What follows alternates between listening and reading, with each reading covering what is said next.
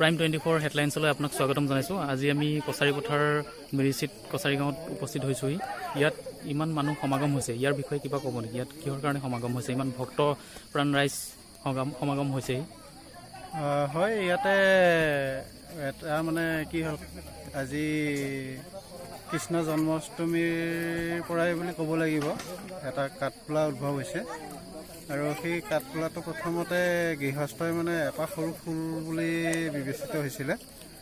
আৰু সেই ফুলটো ক্ৰমানে ডাঙৰ হৈ যোৱাত তেওঁলোকে আশ্চৰ্যজনকভাৱে এদিন পৰিদৰ্শন কৰি দেখিলে যে এপাহ কাঠফুলা, আৰু সেই কাঠফুলাটো তেনেধৰণৰ ইমান ডাঙৰ কাঠফুলা এটা কোনেও দেখা নাই জীৱনত।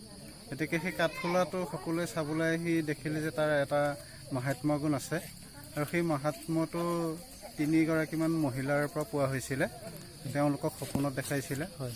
আৰু তেতিয়াৰ পৰাই মানে সকলোৱে চোৱা চিতা কৰাৰ পিছত কালিৰ পৰা মানে পূজা অৰ্চনা কৰিবলৈ লৈছে।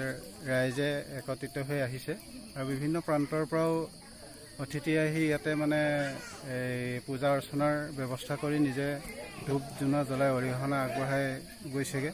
গতিকে আজিও সেই আইকেইগৰাকীয়ে কোৱা মতে 3 দিনলৈকে কণ্টিনিউ মানে এই পূজা অৰ্চনাৰে দিন পাৰ কৰাব, আৰু তাৰপিছত এটি মানে নামৰ অনুষ্ঠান কৰি ইয়াতে মানে আসন প্ৰতিষ্ঠা কৰি তেখেতক ঠাই দিবৰ কাৰণে তেখেতে জনাইছে। আৰু আমি জনাত আজি ৰাইজে বিবেচনা কৰিছে যে ইতিমধ্যে আমাৰ ৰভাৰ কামো আৰম্ভ কৰিছে। অহা কাইলৈ পৰহিলৈ মানে ইয়াতে এটা ডাঙৰ অনুষ্ঠান কৰি তেখেতক মানে এটা স্থায়ীভাৱে আসন প্ৰতিষ্ঠা কৰি ৰাখিবৰ কাৰণে ব্যৱস্থা কৰিছে। ধন্যবাদ আপোনালৈ।